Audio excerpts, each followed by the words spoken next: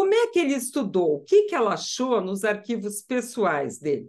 Um primeiro livro, né, The Textbook of Astrology, do Peirce, que era muito, digamos, cético, né, muito científico, assim, querendo provar a astrologia com uma metodologia muito científica, né? Então, era um livro que ele leu em 1911 sobre astrologia natal, mundial, médica, eletiva, astrometeorologia. The Key to Astrology, né, do Rafael, que era um pseudônimo, porque estava muito na moda, tá? Falar através de pseudônimos. E o anjo Rafael tinha essa analogia com o planeta Mercúrio, que levava informação. Então, parece que foi uma única obra desse Robert Cross, que, inclusive, ele leu já em 1909. E depois ela acaba falando do Astrologia para Todos, Astrology for All, que foi esse que eu acabei de mostrar as anotações dele, que já desde 1904, que foi o maior interesse dele. Então, vocês vejam que o que começa os relatos foi 1904, tá? Quer dizer, né, não são nem 30 e poucos anos, são 29 anos. E nessa parte 2 que tinha todas as instruções para elaborar um mapa. Então, quais foram as influências inicialmente? Vocês sabem, a Helena Blavatsky, que fundou, né, a Sociedade Teosófica, com toda essa inspiração, ela achava que recebia comunicados espirituais, não sei se achava ou realmente recebia, né? E fundou essa Sociedade Teosófica. O Rudolf Steiner, um croata, que também muita gente fala que é alemão, ele fundou essa escola da antroposofia também, mais ou menos nessa linha teosófica, psicoespiritual. E o Max Rendel, que foi o fundador da Fraternidade Rosa Cruz, né, um dinamarquês, mas que foi morar nos Estados Unidos também, e tudo isso tem no livro da busca do Jung, do interesse, de como ele se correspondia com a Fraternidade Rosa Cruz, tá? Então, ao mesmo tempo que foi o interesse inicial dele, depois ele teve toda uma crítica, porque ele achava que essas escolas eram muito dogmáticas, né? Essa sociedade teosófica inglesa e essa corrente esotérica alemã, né? Eram muito dogmáticas, que colocavam as questões como dogmas vindo de fora. Da mesma forma que ele criticou isso, também ele recebeu muitas críticas pela psicologia analítica dele. Para vocês verem como a Liz Greene tenta ser bem isenta nesse livro e relata os fatos mesmo, sem tomar partido. O Jung também foi acusado de liderar um movimento de caráter religioso, que é a psicologia analítica dele, só que disfarçado de ciência espiritual. Ele também recebeu essa crítica, por mais que ele se antagonizasse com essa questão dos dogmas dessas correntes, porque ele achava que sempre a compreensão tem que ser de dentro para fora, né? Dos arquétipos, do que está dentro, e não seguir dogmas colocados externamente, né, de comunicados ou de coisas que não estejam na vida psíquica do indivíduo. Bem, ele começou a se corresponder com a Fraternidade Rosa Cruz. Essa foi a capa do curso de correspondência dele, mostrando, vejam aqui, olha que bonito, né? Interessante, os signos aqui, uma coisa muito genérica, né? Falando só dos signos, era a capa do curso de correspondência da Fraternidade Rosa Cruz. E vinha falando o seguinte: aviso aos estudantes, só para a gente que tem curso online, que tem alunos, né, que tem abertura para os nossos cursos, eu achei interessante trazer para a gente aqui da astrologia o que falava num curso aí de tanto tempo atrás, né? Falava o seguinte: este mapa foi elaborado para lhe dar uma visão geral do assunto astrologia de uma forma geral. deve ser usado como meio de correlacionar as informações obtidas de forma gradual em nosso curso por correspondência e em nossos livros. Um estudo cuidadoso lhe trará compensações. Se tiver alguma dúvida sobre ele, sugerimos que, na medida do possível, espere até que consiga obter respostas com seu estudo ao longo do curso por correspondência e nos livros recomendados. À medida que você for avançando no estudo do assunto, você vai adicionar constantemente novas palavras-chave à sua lista interior. Olha só a dificuldade, gente, e o ouro que a gente tem hoje em dia. Ia a correspondência, voltava a correspondência, né? A pessoa tinha que procurar nos livros, esperar. Sugerimos que, na medida, espere até que consiga obter respostas com seu estudo ao longo do próprio curso. Hoje em dia a gente faz aula online, supervisão online, tá? Acompanhamento dos alunos, monitores nos grupos de WhatsApp, discussão de mapas. Não é à toa que o aprendizado hoje é muito mais rápido, tá? E eles colocavam assim, palavra-chave, que conforme a pessoa iria avançando, iria adicionando novas palavras-chave à sua lista anterior. Então, houve esse interesse real do Jung, tem muitas demonstrações no livro sobre isso, apesar da posterior crítica dele a esses dogmas oficiais e também a estrutura organizacional da Fraternidade Rosa Cruz, né? Então, todo esse curso por correspondência ele fez ali em meados dos anos 20, seus 40 e tantos anos, tá?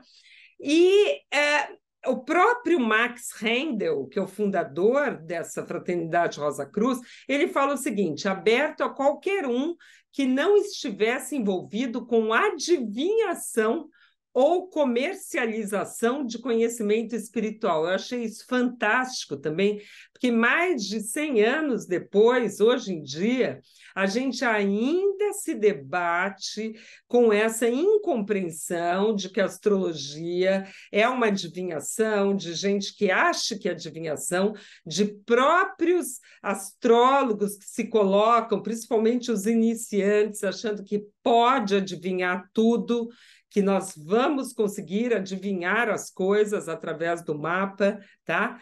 Então, e quando Max Rendel fala da importância da astrologia como uma fase da religião e uma ciência divina, a gente constata a orientação daqueles três que eu falei, o Max Rendel, o Rudolf Steiner e a Helena Blavatsky, dessa orientação psicoespiritual, né?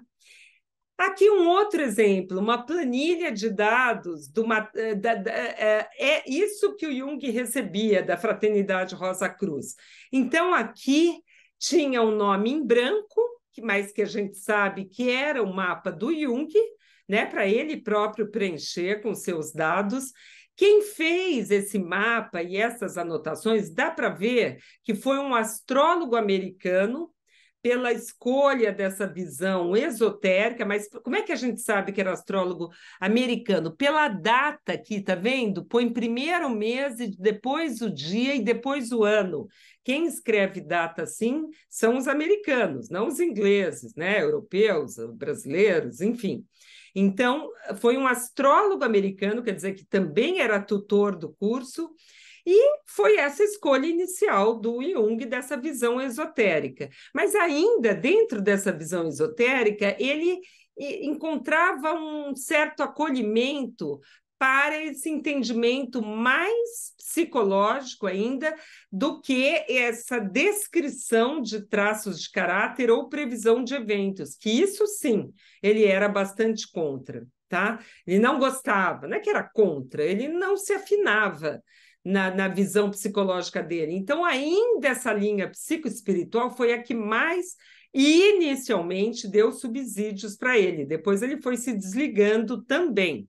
Então, a gente vê que tem uma segunda planilha, que a Liz Quinn fala, das progressões. Olha só, progressões que ele pediu, encomendou para 1926, 1927, 1928, uma terceira planilha com progressões para 1929, trânsitos para 1931, os mapas que ele e a esposa dele se interessaram e acabaram, né, fazendo os mapas do Freud, Toni Wolff, que era uma seguidora dele, do Bloiler, um colega dele, mapa de desconhecido também. Aqui cita os trânsitos para 1928, tá? Está aqui, ó, 1928, na própria planilha é colocado. E o Jung, então, por que ele pediu para essa época? Porque ele estava terminando o Livro Vermelho no final da década de 20, veja, 100 anos atrás, né? E ele estava, acho que, muito preocupado com os rumos da obra dele, da vida dele, do que ele queria fazer. Então, ele pediu essas encomendas das progressões do próprio mapa. Tem tudo aqui, gente, está vendo? Olha, tá? Os detalhes. O que é interessante também, que eu reparei, que eles consideram até Urano, né, que foi descoberto em 1789, mais ou menos, né, por ali, quer dizer, 1789 foi a independência da França, mas na década de 1780, tá? E não está incluído Plutão. Olha só, porque Plutão foi lá em 1930, 30 anos antes do Jung morrer. E o Plutão faz uma conjunção com a Lua dele, tá? Então, o Plutão, no mapa dele, é muito importante, mas não está considerado aí em todas essas análises, tá? Isso aqui são cálculos do Jung do lado esquerdo para um desconhecido que nasceu em 12 de agosto de 1891. Quer dizer, a Liz Green ela não só fala, ela mostra, né? Ela mostra aonde os arquivos que ela coletou. Ele adquiriu efemérides para 1906, para o nascimento da sua filha Gretchen, quer dizer, 5 anos antes da carta do Freud, que foi em 1911, que foi o estupim para o desentendimento entre eles. E aqui também são cálculos de Jung para sua outra filha, que nasceu em 18 de março de 1914, tá? A Helene, tá? Então, ele tinha, parece que 5 filhos, o Jung, né? Uma para a filha que nasceu em 1906 e outra em 1914. Então, aqui, olha, horóscopo natal delineado por Jung para um indivíduo desconhecido, nascido em 12 de agosto, quer dizer, né? Ele mesmo fazia os mapas. E depois começou a ter toda uma troca de correspondências do Jung e da esposa dele com esse John Thornburn, que era um astrólogo, tá? E o Jung pediu, tem uma carta de 1928 que ele pede, uma carta do John Thornburn, tá? Com uma análise mais para o lado caracterológico feito por esse John Thornburn, mas com algumas referências psicológicas. Sabe quais referências psicológicas? Quando esse John Thornburn começa a falar dos complexos. E ele fala de um complexo do Jung que a gente explora muito, eu já explorei muito nos cursos, em palestras, esse complexo do Sol quadratura Netuno, do Jung, e ele trata como um complexo místico. A gente fala complexo, parece que é uma coisa patológica. E não quer dizer que seja patológica, mas é uma demonstração da visão de complexos no mapa do Jung, que é uma visão do próprio Jung. Então, mesmo que tenha sido uma análise caracterológica, é essa consideração de que a relação entre os planetas pode estar falando dos complexos. E isso, gente, eu vou dar o meu depoimento pessoal, vocês podem acreditar ou não.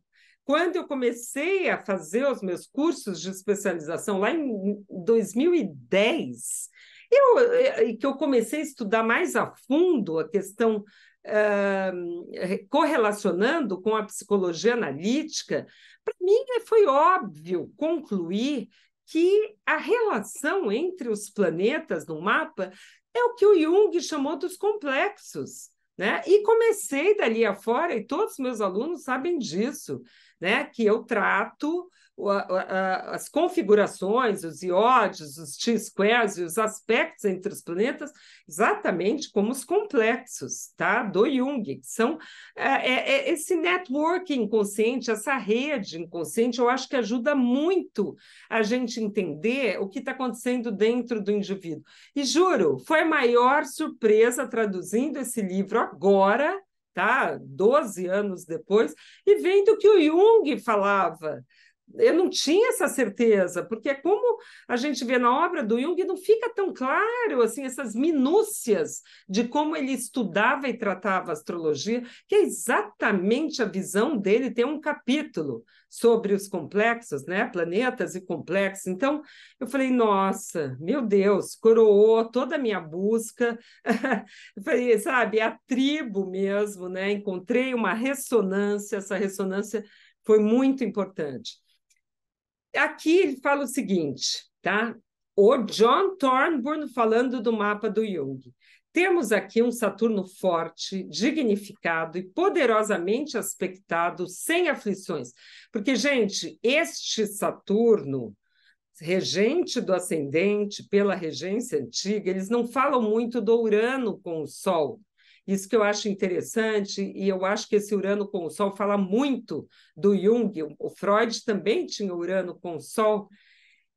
Mas este Saturno, ele faz uma conjunção com o ascendente, um trígono com Marte, um sexto com Marte, um sexto com Netuno e um trígono com o meio do céu. Nós vamos ver no Astro Gold, no mapa moderno, vai ficar mais claro, tá? Já, já. Então, ele fala o seguinte: temos aqui um Saturno forte, dignificado e poderosamente aspectado, sem aflições. Isso é bastante notável e, até onde minha experiência alcança, muito incomum. Deve ser, por certo, um bem tremendo que o grande maléfico se encontre com tal liberdade tão favorecido no Natus, né, no mapa natal. O trígono de Júpiter e Saturno, nestes signos, tá?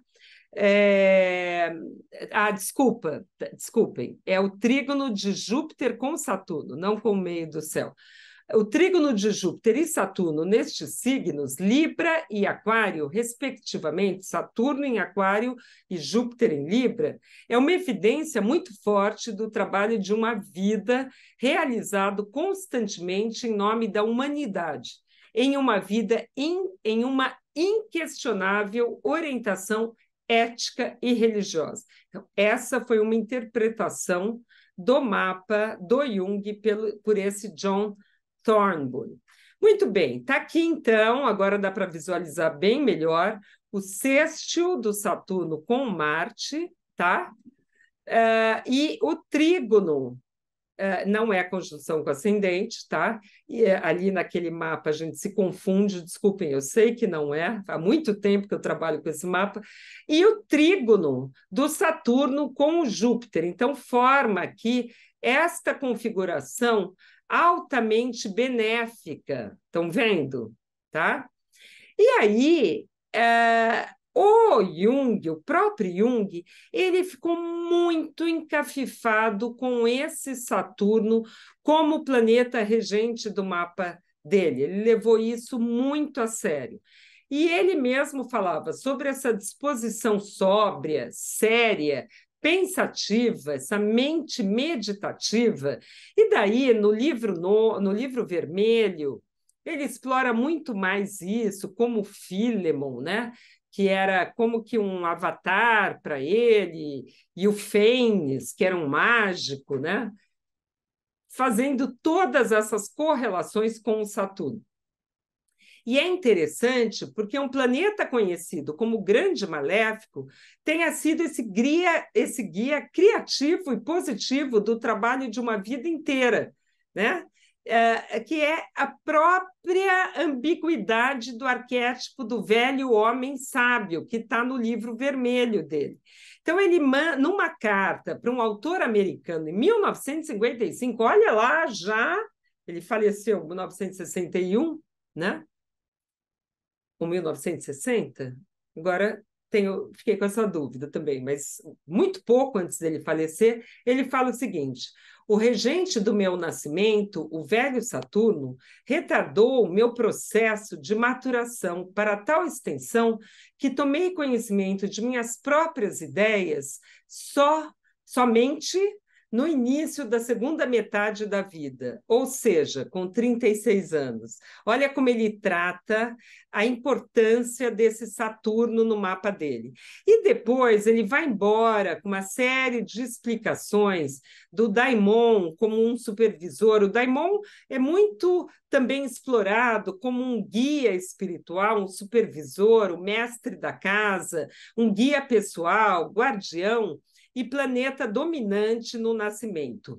Esse daimon, ele foi primeiramente explorado como oikodespotes, que é uma palavra grega, lá no período da antiguidade, no período helenístico, como sendo o planeta mais importante do mapa, que depois, no período medieval, foi tratado como almutem figure. Existem alguns estudos, eu não estou dizendo que haja unanimidade nisso, parece que não há, e tem muitos cálculos para se determinar isso. Uns seguem uma corrente, outros seguem outra corrente, principalmente na astrologia tradicional, para determinar esse que seja o oikodespotes ou almutem figure, mas algumas correntes tratam como sendo o regente do ascendente. E parece que o Jung levou muito a sério essa importância desse regente do ascendente, que é o Saturno, no mapa dele.